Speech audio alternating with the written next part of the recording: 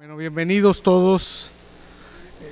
Para mí es un gran gusto estar en este auditorio con todos ustedes. ¿Son alumnos de qué carreras? Me gustaría saber. ¿Ingeniería industrial? Levanten la mano. ¿Informática? Ándele. ¿Transporte? Hay ingeniería de software, ¿no? Algo así. ¿No? Sistemas. Ingeniería en informática. Por allá más. Bueno, administración. Bueno, bienvenidos todos. Vamos a, en el marco de las conferencias de la Semana Interdisciplinaria de la UPICSA y de nuestro 51 aniversario, tenemos el gusto, tome asiento doctor por favor, tenemos el gusto de que nos visite hoy el doctor Julio Martínez. Él es director académico de la Universidad Internacional Iberoamericana. Esta universidad pertenece a un grupo de 6 universidades en América, en Europa y en África, con representación en 35 países en 4 continentes. Se caracteriza por un modelo académico muy innovador, con el uso de tecnología y de trabajo colaborativo. Bienvenido, señor director y señor subdirector, nuestro jefe de posgrado. Continuamos. El doctor Julio Martínez es ingeniero, maestro y doctor en Ingeniería Mecánica por la Universidad Autónoma de México. Aquí no tenemos prejuicios, ¿sí? Recibimos a todos igual. Además es certificado en temas de administración de proyectos por el IPMA, que es el organismo certificador a nivel internacional. Él cuenta con 23 años de experiencia en temas de gestión de calidad, procesos industriales, el desarrollo de proyectos de diseño mecánico e industrial, en el tema de innovación y desarrollo tecnológico, y lleva 14 años de experiencia en sistemas integrados de gestión de proyectos industriales, otros 10 años de experiencia en la impartición y diseño de programas de educación a distancia en licenciatura, especialidad, maestría y doctorado, así como formación de talento humano especializado. Actualmente es director académico y profesor del doctorado en proyectos de la Universidad Internacional Iberoamericana en México. Es profesor investigador titular de Ingeniería Mecatrónica en la Universidad Autónoma de Campeche también, y es profesor tutor del Máster Universitario en Prevención de Riesgos Laborales en la Universidad Europea del Atlántico en España. Es importante señalar que la UPICSA, a través de la gestión de nuestro director, se está haciendo un convenio de colaboración donde van a poder participar los profesores y los alumnos de los beneficios de este grupo que está radicado en 4 continentes y 35 países. Es parte de los trabajos de internacionalización. Hoy nos da mucho gusto recibir al doctor Julio César Martínez y nos va a impartir una conferencia que nos va a hablar sobre este marco internacional de acreditación en educación a distancia. Hoy el Instituto Politécnico Nacional tiene un gran reto, y es cómo llevar educación a todos los rincones del país, pero con esta misma infraestructura. Entonces ese es un tema que dirían que es imposible, pero con el uso de la tecnología, y ustedes lo saben mejor, los sueños se pueden hacer realidad. Entonces le damos la bienvenida al doctor Julio Martínez con un aplauso de los upicsianos politécnicos. Bienvenido, doctor, nos congratulamos de que esté usted aquí. Adelante.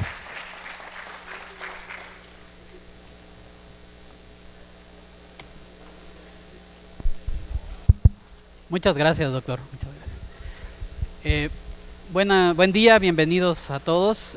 Vamos a hablar en esta charla de lo que es el marco internacional de acreditación y sus efectos o el contexto que le tendríamos que dar cuando nosotros estamos trabajando con educación abierta y a distancia, ¿sí?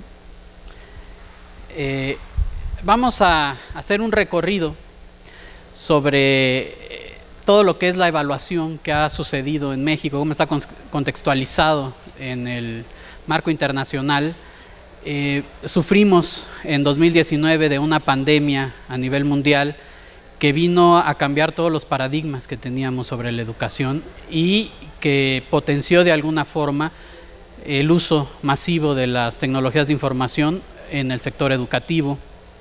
Adicionalmente, vamos a revisar también cómo estas modalidades de educación abierta y a distancia pueden ser una solución para poder implementar todo lo aprendido durante la pandemia y tomar en cuenta que la pandemia no solamente nos dejó una enseñanza durante el periodo en el cual estuvimos todos recluidos en casa y se dio mucho el trabajo desde casa y remoto con respecto de las empresas, sino que dejó para las empresas principalmente una enseñanza de reducción de costos, ¿no? De reducción de costos en infraestructura, en capacidad instalada en infraestructura de las empresas para poder ser más eficientes y poder reducir los costos de operación.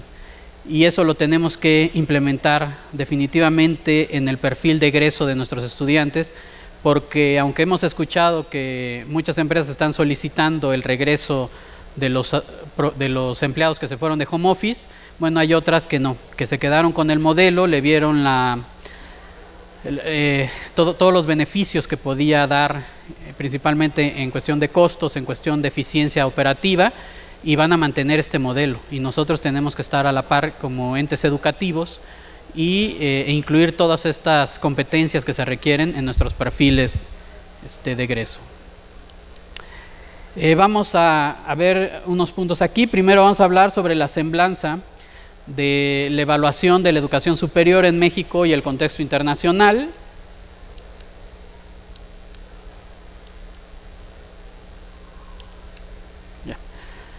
La pandemia de 2019 y el uso masivo de las tecnologías de información.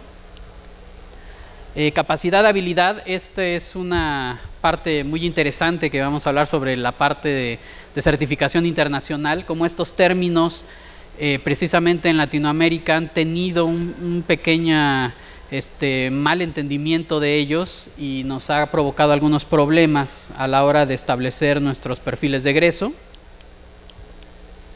El marco internacional de evaluación y finalmente el modelo mixto como una respuesta para poder estar a la vanguardia en lo que el mercado internacional está solicitando de los egresados de las instituciones de educación superior a nivel mundial. Quisiera comenzar antes definiendo algunas cuestiones, ¿no? En el mundo,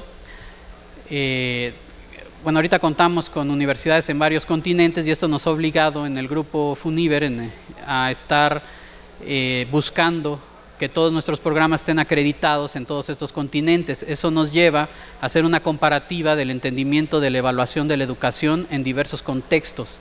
En cada continente el contexto socioeconómico es distinto y por lo tanto lo que esperan de los perfiles de los egresados pues también va a ser distinto. Sin embargo, hay una homologación debido a toda la globalización que se potenció con la pandemia de 2019. ¿Sí? Entonces, para empezar con la semblanza, técnicamente todo inicia en 1948 con la Declaración Universal de los Derechos Humanos en su artículo 26, donde establece que todos tenemos derecho a una educación de calidad y comienza a establecer los primeros mecanismos de la evaluación de la calidad, esto a todos los niveles, ¿no? Incluido la educación superior, pero más enfocado a lo que es la educación básica, ¿no? ¿Qué pasa en México? Bueno, en México desde 1910 que se erige la UNAM, la Universidad Nacional Autónoma de México, claro, toda esta universidad nace con un proyecto que también marcaba la evaluación de sus programas de estudios con los que arrancó, muchos de ellos enfocados a resolver los problemas nacionales de ese momento. Esta palabra de problemas nacionales no se nos olvida a todos los que somos profesores o investigadores de escuelas públicas, porque precisamente han sido la referencia para que nosotros sometamos nuestros proyectos al Consejo Nacional de Ciencia y Tecnología y no sean aprobados. Tienen que estar alineados con estos problemas nacionales para poder resolver algo con dinero público y que se pueda mejorar la calidad de vida de los mexicanos. Pero el Politécnico, ¿sí?, unos años después, se suma a esta labor de resolver los problemas nacionales, ahora con otra visión, ¿no? En su momento la UNAM tuvo una visión, el Politécnico la vino a complementar, luego hubo ahí ya un traslape de las visiones. En realidad se dio este traslape porque la necesidad de soluciones, la necesidad de personal calificado, ¿no?, del recurso humano calificado era tan alta para el México de esos años que no había oportunidad de hacer distinciones. Simplemente, si la UNAM no arrancaba con ingeniería, si la ingeniería era del Poli, bueno, pues la UNAM también abrió ingenierías porque se necesitaba más escuelas que pudieran dotar de ese recurso especializado al país en ese momento. Pero ¿qué pasa con la evaluación? Bueno, tanto la UNAM como el Politécnico tenían altos estándares, ¿sí? Son escuelas de élite en Latinoamérica y en el mundo, y por lo tanto esos estándares eran respetados. Así que las primeras escuelas privadas de educación superior que surgieron en estos años se acoplaban a estos estándares de calidad de estas dos grandes universidades y el instituto, ¿no? Al grado de que muchas de las universidades autónomas de los estados que se crearon durante estos años tomaron las carreras, las licenciaturas tal y como estaban en el Politécnico y en la UNAM y las implementaron como iba, con todos los programas, con todos los contenidos, con todo lo mismo. Simplemente era conservar esa calidad que ya le daban estas dos grandes escuelas a la educación superior. Pero en 1980 el gobierno se vuelve un actor, un poco por presiones internacionales, de tomar control sobre lo que era la evaluación de la educación superior, no por la UNAM o por el Politécnico, de ninguna manera, era por la gran cantidad de universidades privadas que estaban surgiendo en el país y que necesitaban ser evaluadas y reguladas, ¿no?, por este ente, y necesitaban crear algún tipo de organismo que empezara a regularlo, ¿no? Y nacen los famosos reconocimientos de validez oficial, o sea, los REVOEs. Una universidad privada vive de sus REVOEs, de que la SEP le acepte los programas educativos y analizan diversos criterios, ¿no? Uno de ellos es la pertinencia, otro que no satures al estado donde vas a abrir esa licenciatura, no satures ese mercado porque a lo mejor las autónomas ya tienen abierta esa carrera. Vaya, hay diversos criterios que toman en cuenta para poderte asignar un reconocimiento de validez oficial a las universidades privadas, y eso se dio por parte del gobierno en la década de los 80s. Posteriormente, iniciando la década de los 90s, la NUYES, que se fue conformando durante esa década de 80 a 90, aglomerando a las principales universidades e institutos de educación superior de México, bueno, pues propone crear esos comités interinstitucionales para la evaluación de la educación superior. Cuando comienza una idea de este tipo y nace de las universidades, pues por lo general da buenos frutos, ¿no? Por lo tanto, hasta la actualidad ustedes escucharán que los programas educativos de diversas universidades, tanto públicas como privadas, pues están acreditadas por los CIES, ¿no? Y eso le da un valor de calidad a esos programas educativos. Muchos años el gobierno basó la competencia de las bolsas de dinero de la SEP para las universidades públicas en que estuvieran en algún nivel de acreditación de este organismo, ¿sí? En 1994 nace el Ceneval, también como una respuesta más global, o sea, no nada más de educación superior, sino por niveles, para poder estructurar un esquema de evaluación para ir para ir pasando de un nivel educativo al siguiente, ¿no? Presentando los famosos exanis, ¿no? Esos que presentamos para pasar de la secundaria al bachillerato, del bachillerato a la universidad. Cuando salimos de la universidad, algunos posgrados te exigen que presentes tu examen y con ciertos puntos para poderte aceptar en el posgrado. Vaya, no está mal. Todos estos mecanismos lo único que hacen es ayudarnos a asegurar la calidad de la educación superior. Pero ¿qué pasa en el ámbito internacional? En el ámbito internacional comienzan acuerdos internacionales de diversas regiones del mundo y, por ejemplo, empieza el proyecto Tuning. Un proyecto que lo que decía es, vamos a homologar ciertas competencias por área de conocimiento y que todos los profesionistas o los egresados de todo el mundo tengan al menos esas competencias para buscar una homologación y que puedan de alguna manera ejercer la profesión en el país al que fueran, ¿no? Sin importar en dónde lo habían estudiado. Se hace un proyecto Tuning Europa, principalmente para poder homologar todo en el bloque europeo, y se hace un proyecto Tuning Latinoamérica para poder homologar en primera instancia a todos los países de Latinoamérica y podamos trabajar en los diversos países sin necesidad de estar haciendo mayor homologación.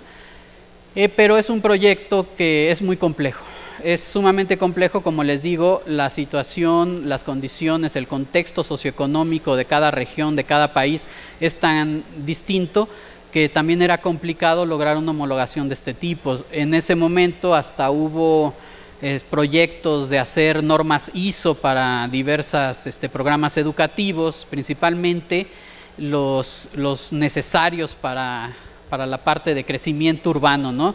Lo que tiene que ver con ciencias sociales aplicadas al crecimiento social y lo que tiene que ver con las ingenierías, como por ejemplo la ingeniería civil, ¿no? Eran los primeros programas que se trataba de homologar a nivel internacional para que pudieras ejercer esta profesión en cualquier país del mundo. En 2000, la NUYES se colude, si es la palabra, con FIMPES para crear los COPAES. ¿Por qué? Porque CIES empezó a tener ciertas deficiencias a la hora de hacer todo tan estandarizado. Siempre hemos discutido en el área de ingeniería que no es lo mismo los criterios para ingeniería que los criterios para las áreas administrativas. Sin embargo, aquí en UPIXA lo lograron, ¿no? Es una unidad interdisciplinar que logra homologar lo mejor de ambos mundos. Entonces, en realidad sí se puede, pero los organismos acreditadores se comenzaron a pelear por estos criterios y se empezaron a crear, por ejemplo, CASEI, que es totalmente para ingenierías, CASECA, que es totalmente para áreas administrativas, y alguien tenía que regular desde la SEP o desde la Secretaría de Educación Pública el proceder de todas estas asociaciones civiles que tenían la venia de los CIES para poder evaluar, pero necesitaban de alguna manera tener el aval de la SEP, y por eso se crea COPAES a solicitud de la NUYES y FIMPES en el 2000, pero esta dependencia de CIES, de los CIES, no iba a durar mucho,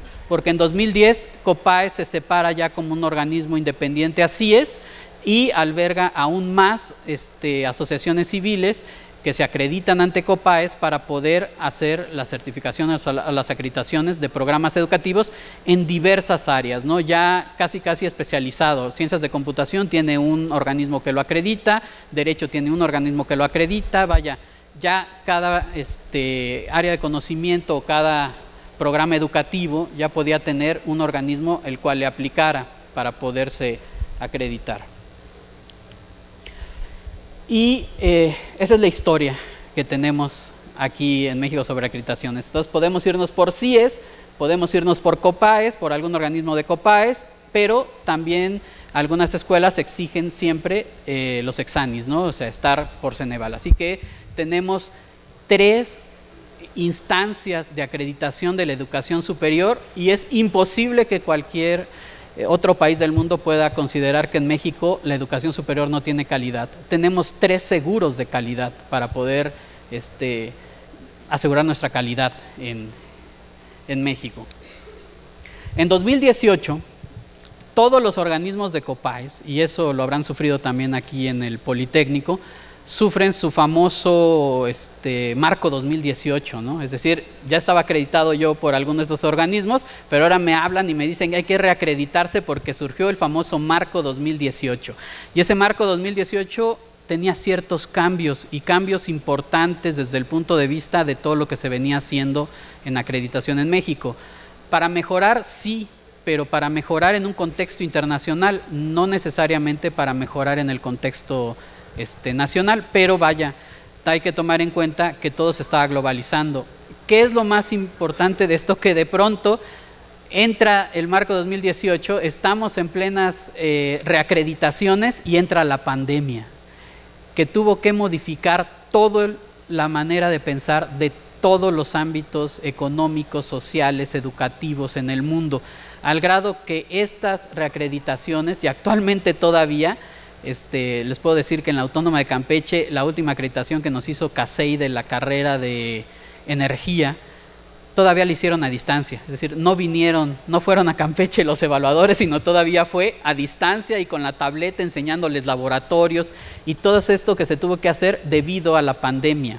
Entonces, fue un modelo de la UNESCO, ¿no? que engloba el marco internacional que se busca de acreditación, pero que fue frenado de golpe por la pandemia de 2019.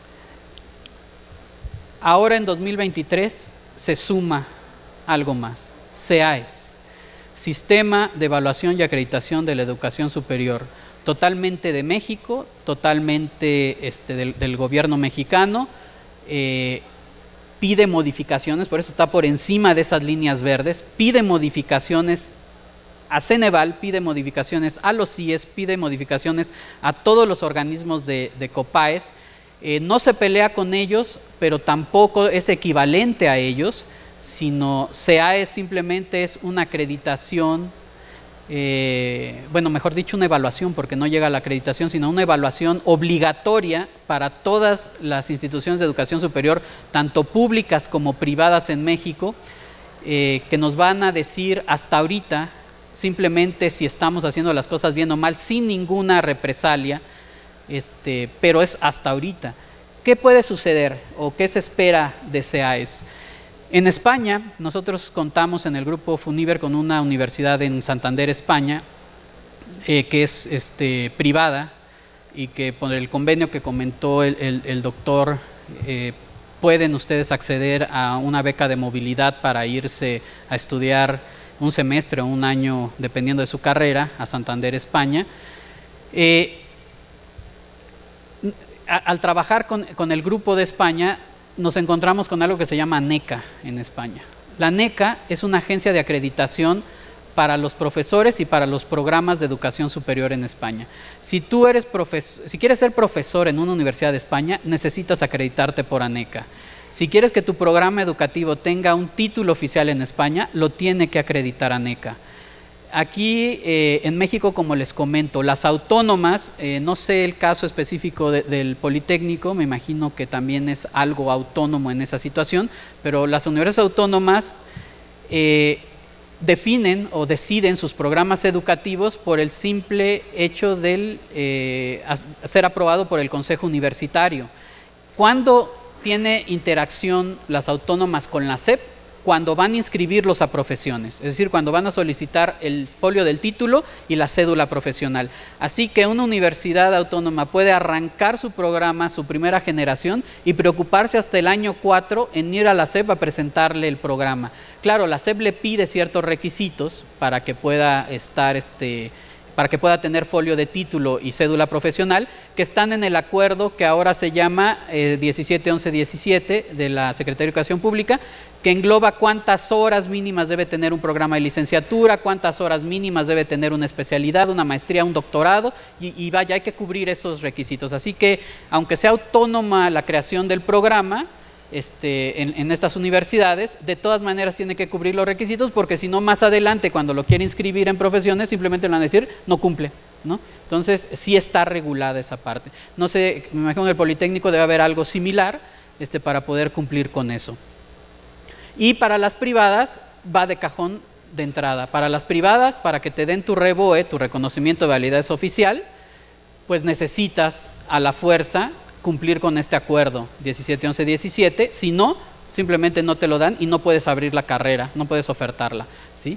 Eso sucede en México, así que sí hay una equivalencia a la NECA, pero no se había amalgamado en un solo organismo. Entonces CEAES pinta para ser ANECA mexicano, donde el PROMEP o PRODEP, no sé cómo se llame ahora, el programa que hay en las universidades para la calidad de los profesores, bueno, ahora también se lo puede absorber CEAES, que es algo de lo que se ha discutido en algunos de los comités consultivos de CEAES, para que ahora no nada más sean en las escuelas públicas donde los profesores tengan que sacar su perfil PRODEP, sino también las escuelas privadas tengan que entrar a este esquema de que sus profesores tengan deban tener el perfil PRODEP. No sabemos si se va a llamar PRODEP o si se va a llamar perfil CEAES, pero es claro que los profesores que den educación superior en México van a tener que pasar por un proceso de evaluación ahora. Todos, o sea, ya no por ser privado puedo contratar a quien quiera, sino voy a tener que contratar a alguien que esté acreditado por CEAES. Vaya, todo esto pinta para hacer CEAES en un futuro, está empezando. De hecho, ahorita arrancó el primer proceso de autoevaluación, se sumaron muchas universidades, tanto públicas como privadas, a este proceso de autoevaluación de CEAES, pero como les digo, no va a haber un castigo si no lo cumples. Ahorita están evaluando a ver cómo está el contexto. Muchas universidades pues ya están acreditadas por los CIES o por algún organismo de COPAES y por lo tanto van a pasar esto que pide CEAES de manera muy sencilla, pero aquellos que no están en esta línea de trabajo de estar acreditado por CIES o por COPAES, pues están viendo un poco complicado también esta evaluación de CEAES. Pero bueno, el punto es que CEAES en estos cambios que les está pidiendo a los CIES y a COPAES y los que va a aplicar en Ceneval, porque ahí los puede aplicar de manera directa, no vemos las dimensiones del marco internacional de acreditación, es decir, no vemos ese programa de la UNESCO ahí que termina en 2018, que está planificado de 2018 a 2028, perdón, no lo vemos todavía ahí, por lo tanto, pues no sabemos qué va a pasar con todo esto, cómo van a cambiar los criterios de CIES, cómo van a cambiar los criterios de los organismos de COPAES al transitar por ese modificador, ¿sí? Por esa transformada que se llama CEAES. No sabemos qué es lo que va a suceder. Pero bueno, este es el contexto de la evaluación de la educación superior en México.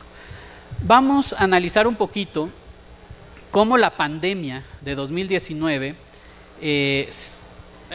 las enseñanzas, mejor dicho, de esta pandemia de 2019 estaban alineadas con lo anterior al marco 2018 o con lo posterior al marco 2018 de evaluación. Así que, ¿qué nos pedían antes del marco 2018? Bueno, era una modalidad escolarizada que de preferencia fuera presencial, ¿sí?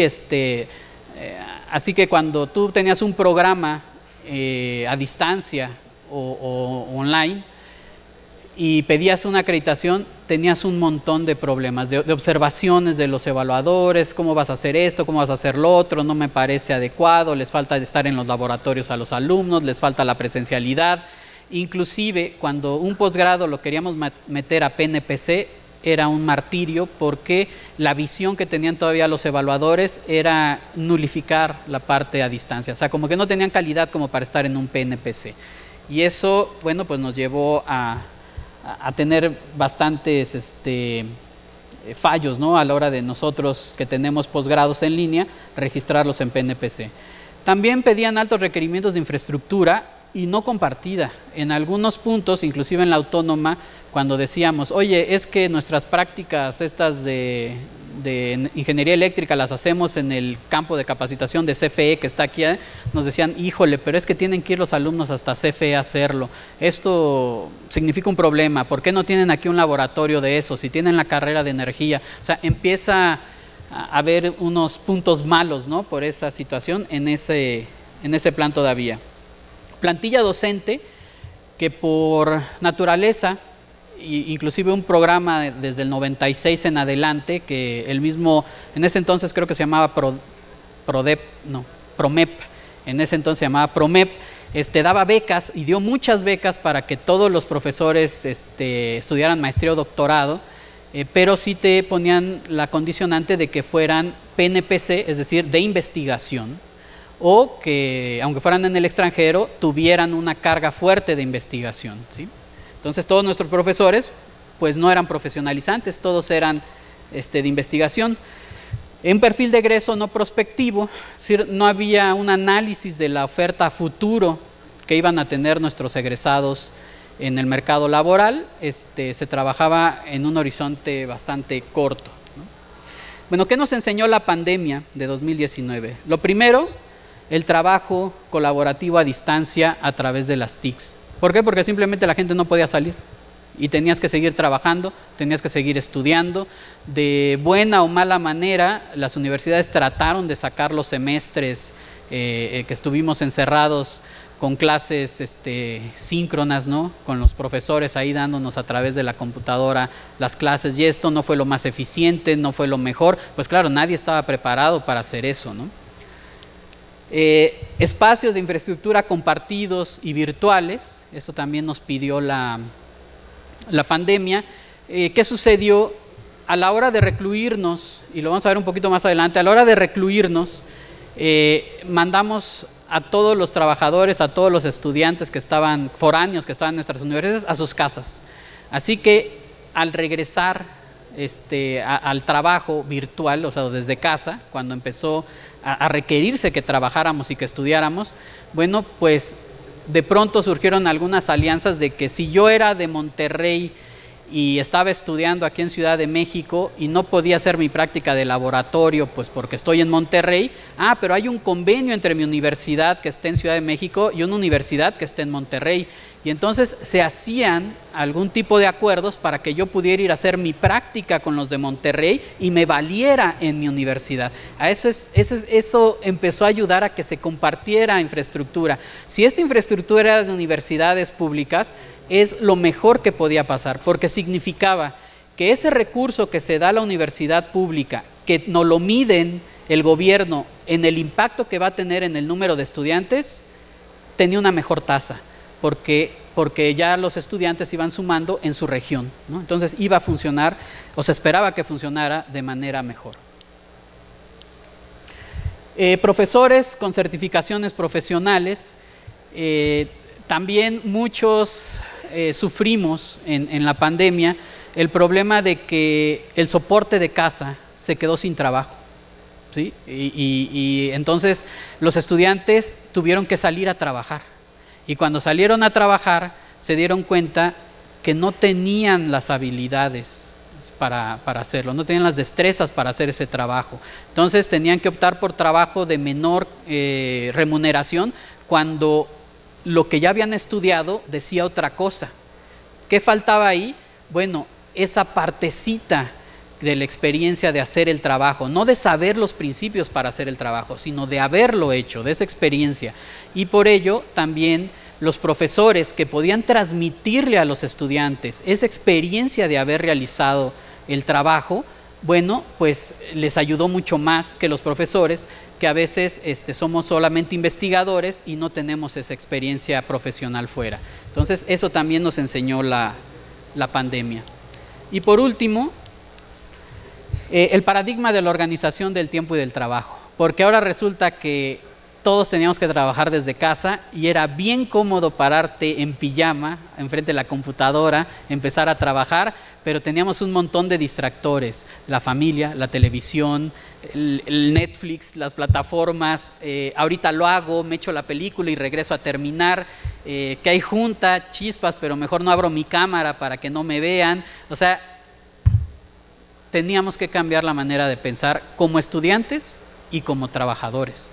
¿Por qué? Porque ahora ya era otro modelo, y es otro modelo que se tenía que profesionalizar, ¿sí? Y profesionalizar significa que en realidad se logren los objetivos que se están esperando del trabajo que se está realizando remotamente, ¿sí? No es que estemos de traje en las sesiones, simplemente que si hay una sesión de trabajo, en realidad llegues preparado para poder sacarle todo el provecho y se cumplan los objetivos de esa sesión de trabajo, aún así estés en pijama, pero que se logren los objetivos. Vamos a ver, este modelo de antes de 2018, pues definitivamente nada que ver con trabajo colaborativo, nada que ver con los espacios compartidos, nada que ver con profesores altamente calificados en cuestiones profesionales y obviamente nada que ver con el paradigma de organización del trabajo. ¿Por qué? Porque cuando venimos a clases presenciales, todo está organizado, las tareas están organizadas, vaya, no nos dejan a nosotros la responsabilidad de organizarnos solitos, sino tú llegas, ya hay clases, sabes qué tema vas a ver en qué clase, qué trabajos te van a dejar. Es muy padre estar en la parte presencial y es definitivamente un sentimiento de soledad cuando estás en un esquema a distancia. Y eso hubo hasta un estudio psicológico de los psicólogos que hicieron de los estudiantes, de por qué todos empezaron a abandonar sus estudios, precisamente no porque no pudieran llevar los estudios, sino porque había un sentimiento, una parte anímica de soledad, de no estar acompañado ni por el tutor, el profesor o los compañeros, y eso empezó a obligar a los alumnos a abandonar por depresión. Ok, bueno, vamos a ver ahora la parte de capacidad y habilidad, y esto nos lleva a analizar el marco 2018 de evaluación, ¿sí? Y la relación que se tiene con ellos. Bueno, el marco 2018 nos seguía pidiendo de alguna forma la parte escolarizada. ¿Por qué? Porque no habíamos pasado la pandemia todavía, no sabían que iba a cambiar la situación. También nos pedían que tuviéramos la infraestructura in situ, ¿sí? Y no tan compartida, simplemente para cubrir las necesidades. Nos pedían la plantilla de profesores, pero ojo, este es uno de los grandes cambios que tiene el marco 2018. Nos empezaron a exigir que los profesores tuvieran experiencia laboral, profesional, en el área en la que están desempeñándose como docentes, comprobable y actual, ¿sí? Eso metió en problemas a muchas universidades, ¿sí? Se empezaron a generar muchas soluciones emergentes como estancias de los profesores en la industria y vaya, se empezaron a hacer distintos mecanismos para poderle dar a estos profesores esa experiencia. En otras crearon centros de desarrollo de negocios y meter a los profesores en estos centros de desarrollo a empezar a trabajar en proyectos ya de clientes externos a la universidad. Eso ayudó mucho al crecimiento de la vinculación de las universidades con la iniciativa privada. No sería tanto el caso de universidades grandes como sería la UNAM, el Politécnico, la UAM, el Tecnológico de Monterrey, que ya lo traían, pero sí fue muy importante para las escuelas privadas y autónomas públicas o tecnológicos públicos pequeños de ciudades que se vieron obligados a abrirse ya al mercado externo. El perfil de egreso se volvió prospectivo y basado en el logro de competencias, ¿sí? Ese es otro de los cambios importantes del marco 2018. Bueno, vamos a ver cómo cubría o qué tanto la pandemia estaba alineada, o el aprendizaje de la pandemia, con este modelo. Seguíamos con el problema del trabajo colaborativo que no lo pedía, también de que pedía mucha infraestructura in situ, pero ya atacaba lo del perfil profesionalizante de los profesores y también ya atacaba el paradigma de la organización del trabajo, ¿sí? y de cómo íbamos a establecer, porque se empezaron a incluir las modalidades duales y por proyecto de los programas educativos, lo cual ya implicaba una mejor organización del trabajo que se daba en la parte docente. Y aquí viene la parte de estas dos palabras. Cuando vemos todos los documentos de competencias y del marco internacional de evaluación y eso, vemos estas dos palabras, ¿no? El ability y el skill. Y en nosotros solemos poner muchas universidades como habilidades en nuestro perfil de egreso, pero en realidad es incorrecto, nos los han corregido los extranjeros, porque ya cuando les explicamos qué entendemos nosotros como habilidad, pues nos dicen, no va por ahí, es otra cosa. Y eso nos pasó mucho cuando estuvimos tratando de homologar nuestra acreditación en UNINI con la de España. Entonces, ability nos habla, para ellos es una capacidad o el potencial de poder hacer cosas. Y la parte de skill es la habilidad o la destreza de ya hacer las cosas. Por lo tanto, nos decían, el ability es una promesa. Eso sí puede ir en tu perfil de egreso, dependiendo del alcance que le des a tu modelo. Eso puede ir en tu perfil de egreso, ¿sí? Es decir, yo saco a mis estudiantes con la capacidad de hacer todo esto, pero no lo he probado.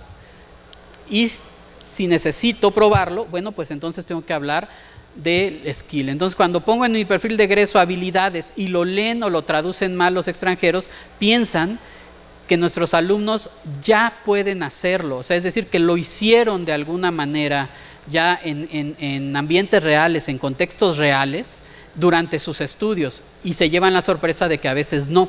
Entonces, nos decían, lo que debieron poner es que tenían la capacidad de hacer las cosas, ¿no? Pero bueno, esa es una palabrita que hay que tomar en cuenta.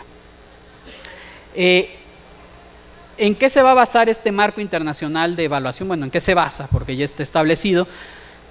Los organismos de COPAES lo toman, ahorita ya está el famoso marco internacional en algunos organismos de COPAES. ¿Qué es lo que están haciendo? Incluir todos esos cambios.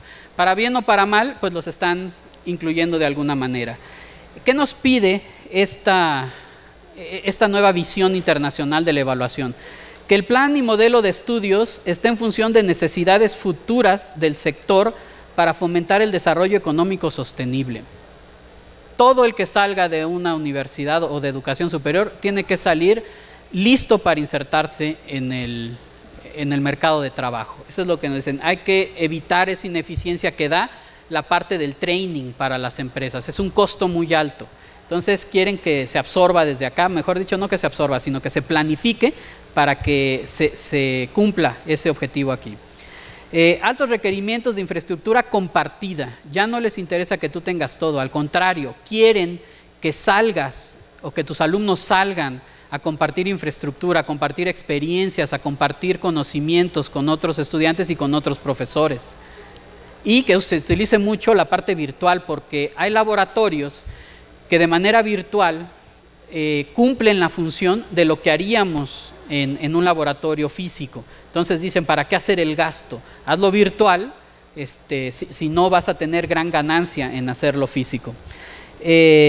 La plantilla docente con ejercicio y certificaciones profesionales y altas destrezas digitales. Ahorita ya el mundo es digital y nos los están exigiendo.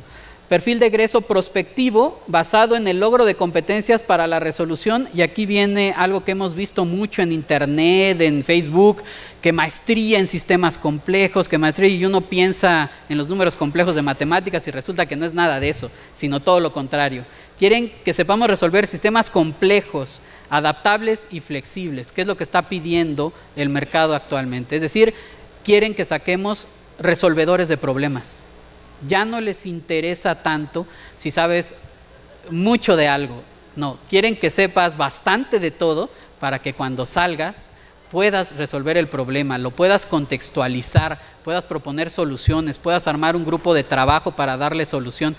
Quieren resolvedores de problemas, ¿sí? Y eso, bueno, pues nos obliga a hacer toda una modificación de raíz desde los programas educativos hasta la manera en la que enseñamos. ¿Cómo se alinea esto con lo que aprendimos de la pandemia? Bueno, pues obviamente cumple con lo de trabajo colaborativo, cumple con los espacios de infraestructura compartida, cumple con lo de profesores y cumple con el paradigma de organización del tiempo. Así que este marco internacional se podría decir que sin saber qué iba a suceder la pandemia, estaba alineado con cualquier situación que nos obligara a trabajar desde casa. Y esto, en las teorías de la conspiración, que no me gusta citarlas, pero se engarza muy bien con los pueblos de 15 minutos. ¿Sí? Entonces, por eso mucha gente dice que todo esto sucedió porque ya había una agenda para llevar a la gente a pueblos de 15 minutos y que todo pudiera seguir funcionando, la economía sostenible, sin que te muevas. Claro, es muy complejo analizar si sabían o no sabían que iba a suceder un evento así. Desde Nostradamus nos dice que va a suceder un evento así. Lo que no sabíamos era cuándo iba a pasar, pues pasó en 2019. Lo bueno es que este modelo ya preveía que iba a suceder una situación en que la globalización nos iba a exigir trabajar desde casa, y no pensando en una pandemia, sino pensando en que todavía no somos omnipresentes. Si yo tengo que atender 20 proyectos en el mundo, podré ir a 1 o 2 de los sitios donde tengo esos proyectos, pero no puedo ir a los 20 sitios. Así que tendré que atender los otros 18 sitios de manera remota, porque si me vuelvo un resolvedor de problemas, voy a tener que estar trabajando en varios proyectos al mismo tiempo, y eso me va a obligar a trabajar de esa forma. Esa es la explicación que yo encuentro más lógica para ver que el marco internacional que se planificó en 2018, pues de pronto se alineaba a un evento de las dimensiones de la pandemia que tuvimos. Bueno, todo esto nos piden que arranque con un análisis prospectivo del mercado y del sector, ¿sí? Para nosotros, en los organismos de COPAES, a esto le llaman, que es un enfoque global de 3 a 5 años, y los que han estado metidos en esta parte de acreditar los programas, pues lo entienden como los objetivos educacionales, así le han llamado. Es decir, dime qué va a ser el egresado entre 3 y 5 años después de que salga, ya en la empresa. Ahí va, ese es el skill, ¿sí? ¿Qué va a poder hacer después de ese training de 3 años que va a estar fuera ya trabajando en la empresa? Si yo pongo en mi perfil de egreso, ¿será capaz de liderar equipos de resolución de problemas, o sea, equipos de proyectos, de sistemas de control automático, no sé qué? Puedo poner ¿será capaz? En mi perfil de egreso, pero en mi objetivo educacional tendré que poner liderará equipos de trabajo para proyectos de automatización. Eso es lo que buscan, que seamos muy claros. Y otra cosa que nos han observado organismos internacionales de acreditación a nosotros, es que poner un objetivo educacional a nivel licenciatura que tenga que ver con investigación, no les cuadra. Es algo, casi siempre ponemos un objetivo educacional que diga, mi alumno será capaz de hacer proyectos de investigación. Dicen, no lo va a hacer en 3 años. ¿Por qué? Porque le falta estudiar un doctorado. Y es que como en España o en Europa te piden que seas doctor hasta para dar clases en licenciatura, pues ahí hay una situación que no engarza con ellos, ¿no? Ellos todavía no entienden cómo dejamos que aquí alguien que no tenga doctorado esté dando clases. Entonces no les cuadra al 100%, y nos dicen, no. Hacer proyectos de investigación sería un objetivo educacional de una maestría o de un doctorado, pero no de una licenciatura. En la licenciatura, encárgate de la parte económica, de sacar gente que se inserte directamente en el mercado laboral. Bueno, es una visión que tienen en Europa, no tiene por qué ser estrictamente la visión que pongamos aquí en México. Lo debemos tomar en cuenta, sí. ¿Por qué? Porque estamos globalizados. Pero no es tomarlo como una receta que vamos a traducir en México y la vamos a aplicar como tal.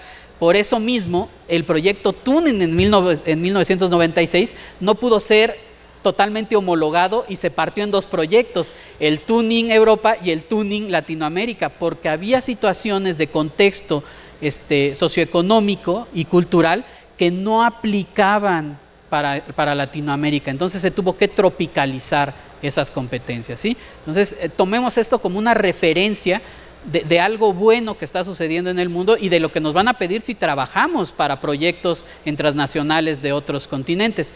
Pero en México tendrá que sufrir la modificación, y créanme, CEAES se va a encargar de tropicalizarlo. O sea, eso es algo que vamos a esperar.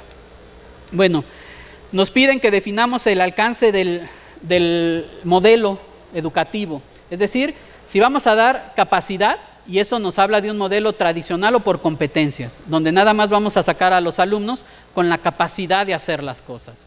Si vamos a tener una habilidad inicial, que se entiende que esto nada más lo vamos a lograr en un modelo por proyectos, ¿sí? Por la naturaleza de este modelo, y en el cual vamos a hacer que los alumnos practiquen todas estas competencias que está pidiendo el mercado, pero en ambientes controlados, muy controlados, no en ambientes reales, sino en ambientes controlados. Y eso es lo que nos dice, sí, tiene la habilidad, pero a nivel inicial todavía no se ha enfrentado a los 1000 problemas multifactoriales que se le van a presentar en el ambiente real.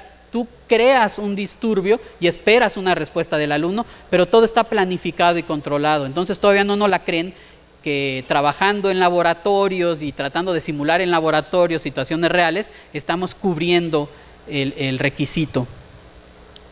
Y nos dicen, para una habilidad de experto, necesitamos un modelo por proyectos, pero por proyectos con la iniciativa privada o con la iniciativa o con el gobierno, vaya, pero ya proyectos, que nuestros alumnos se salgan a trabajar a proyectos reales, o el modelo dual, donde digamos, por ejemplo, el modelo dual alemán, que nos dice, me estudian aquí 3 meses y se me van 3 meses a una empresa a aplicar lo que aprendieron aquí. Regresan 3 meses a estudiar otras cosas nuevas y se me regresan a la empresa otros 3 meses a aplicarlo. Vaya, es entendible que ahí vas a agarrar una habilidad de experto, porque vas a estar enfrentándote a los problemas diarios de la iniciativa privada y muy seguramente, si tienes las capacidades, te vas a quedar contratado. ¿Sí? Entonces ya están buscando esa inserción desde el mismo modelo, ¿sí? Lo cual sería bueno tratarlo de analizar. En México, como les digo, 130,000 millones de habitantes contra 50 de España, 42 de Alemania. Vaya, también esa parte afecta. No podemos aplicar con 3 veces más población el mismo modelo así como va. Lo tenemos que tropicalizar necesariamente. Nos piden que el diseño del modelo, casi ustedes que son industriales lo van a ver claro, es diseño del producto, que es lo que vamos a sacar los estudiantes, el diseño del proceso, identificación de los requerimientos, alianzas estratégicas y un plan avanzado para la evaluación del cumplimiento, ¿no? O sea, ahorita ya no hablan de planes avanzados para la calidad, ellos ya hablan del compliance. O sea, estás cumpliendo con todas las normas que te estoy poniendo en todos los sectores, pues bueno, pues ahí va, ¿no? Y por último nos dicen, la implementación es bien sencilla, nada más necesito que tengas un plan de monitoreo, reporte y verificación de que estás haciendo las cosas como las planificaste, ¿no? Listo. Entonces, para ellos es muy sencillo, pero en México no es tan sencillo. Tenemos problemas estructurales a nivel político, a nivel económico, a nivel social, la cantidad de población, culturales, distintas regiones. Esto necesita sentarse a analizarlo antes de que los organismos de COPAES comiencen a poner criterios en su nueva evaluación que todavía no saben si los vamos a poder cubrir o nada más vamos a estar llenando papeles. Esa es una de las cuestiones que más preocupan a Marco Internacional, porque si vamos a querer, por ejemplo, homologarnos con Audit, que es el Marco Internacional de Acreditación del Espacio Europeo, ojo, España no había aplicado muchos de estos elementos hasta el año pasado, porque llegó un momento en el que Audit le dijo, mira, te acepté en Audit porque estabas en Unión Europea, pero llega un momento en el que si no me cumples al 100%, quedas fuera. Y entonces España tuvo que aplicar todo lo que le hacía falta para poderse quedar en Audit, ¿sí? Y en ese caso, si nosotros como en algún momento queremos que nuestras instituciones de educación se homologuen con el espacio de Unión Europea, pues vamos a tener que cumplir con los requisitos que nos están pidiendo. No va a haber de otra, ¿no? ¿Qué nos ayuda con eso? Pues que nuestros egresados puedan trabajar en espacio europeo sin necesidad de homologación de mayores cosas. No sé cómo vamos de tiempo. Ya me pasé, ¿verdad? ¿No? ¿Sí? ¿Va bien? Bueno, vamos a ir un poco más rápido. El modelo mixto es la respuesta. ¿Qué significa el modelo mixto? Aquí vamos a hacer un paso rápido de esta.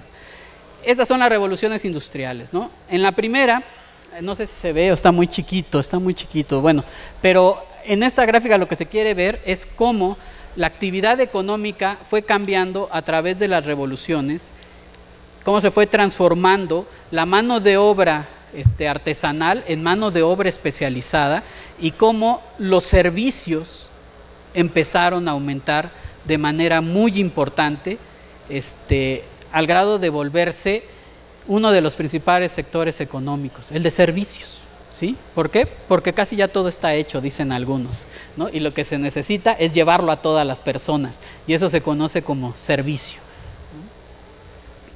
Ahora, la población ha cambiado abruptamente a nivel mundial de las zonas rurales a las zonas urbanizadas.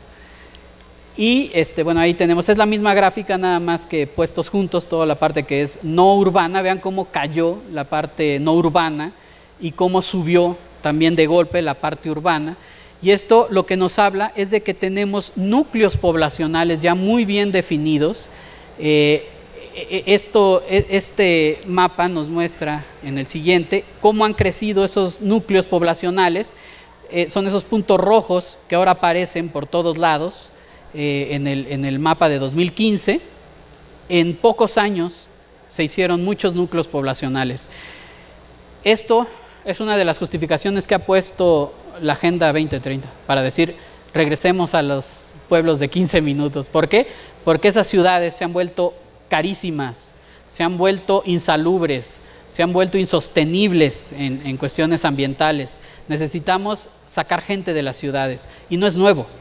No es nuevo. En el 84, creo que empezó desde el 83 el programa, fue creo del 83 al 87, México hizo un programa de desconcentración de la Ciudad de México. Óiganlo, México en el 83 hizo un programa de desconcentración y lo que hizo ese programa fue ofrecerle a los empleados de gobierno salirse de vivir de la Ciudad de México e irse a las delegaciones estatales de gobierno.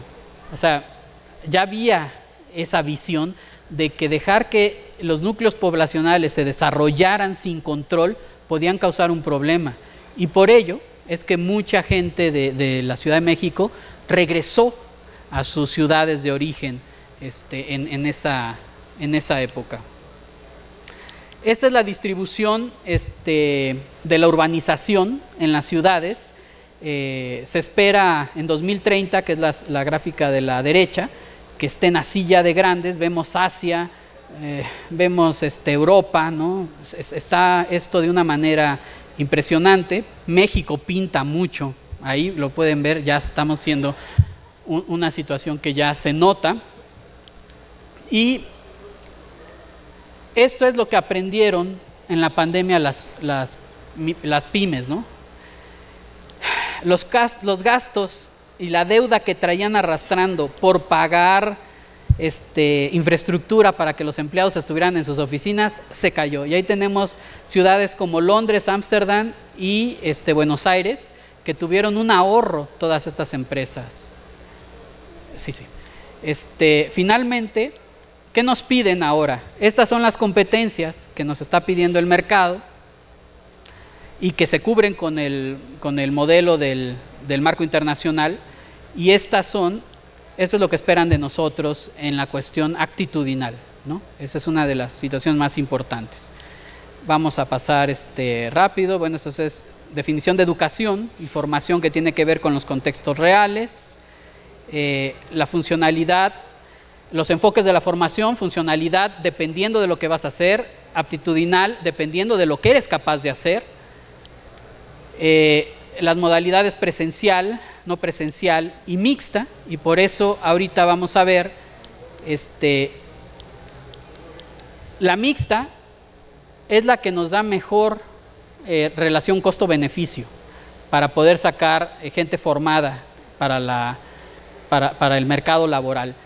Y la dinámica de funcionamiento de este modelo es que tenemos no funciona.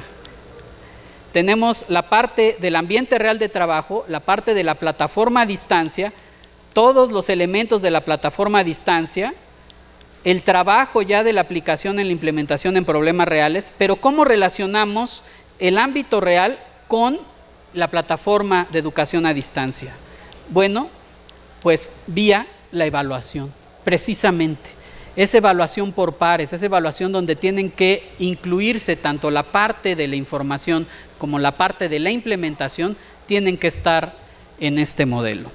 Y bueno, eso es lo que se espera en el futuro para que la educación a distancia se comience a amalgamar con la educación presencial. Es decir, no todo presencial, no todo a distancia, sino lo mejor de los dos mundos. Muchas gracias.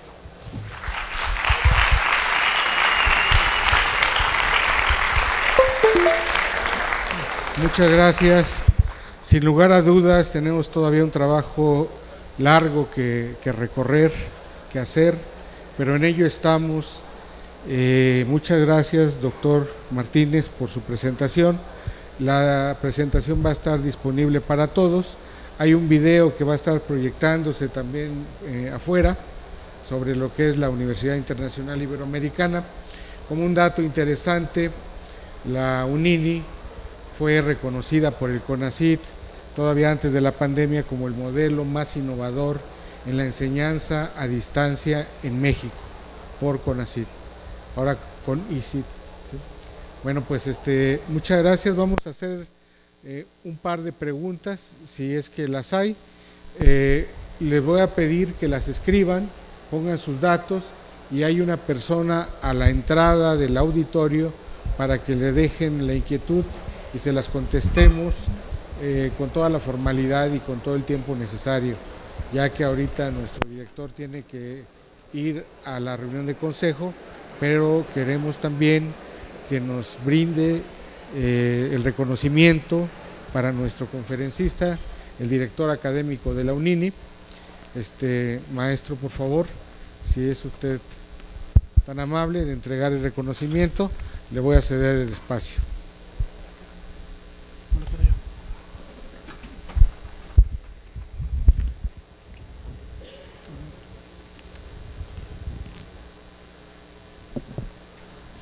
Gracias.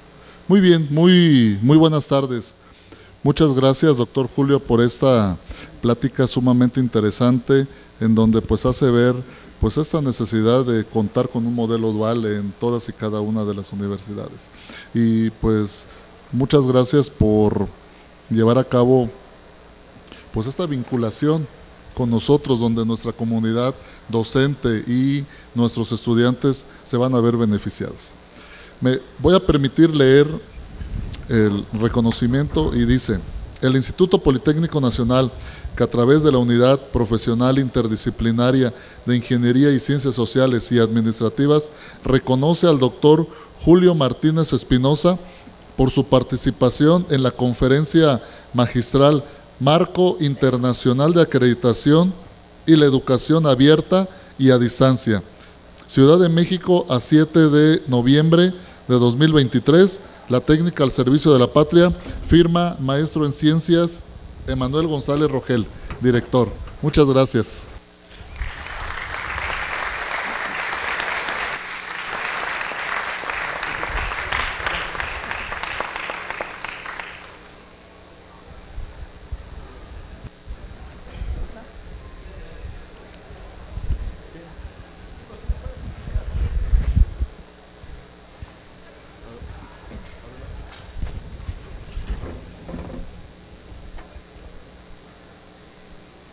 Muchas gracias, doctor. Vamos a concluir esta sesión, entonces les agradezco su participación. Un aplauso para nuestro ponente. Bienvenido a la UPIXA, doctor Martínez. Hoy estará en Zacatenco también dando otra conferencia, y a la salida hay una serie de folletos para ustedes sobre este modelo, y aprovechen el convenio que está gestionando nuestro director. Muchísimas gracias a todos. Buen día.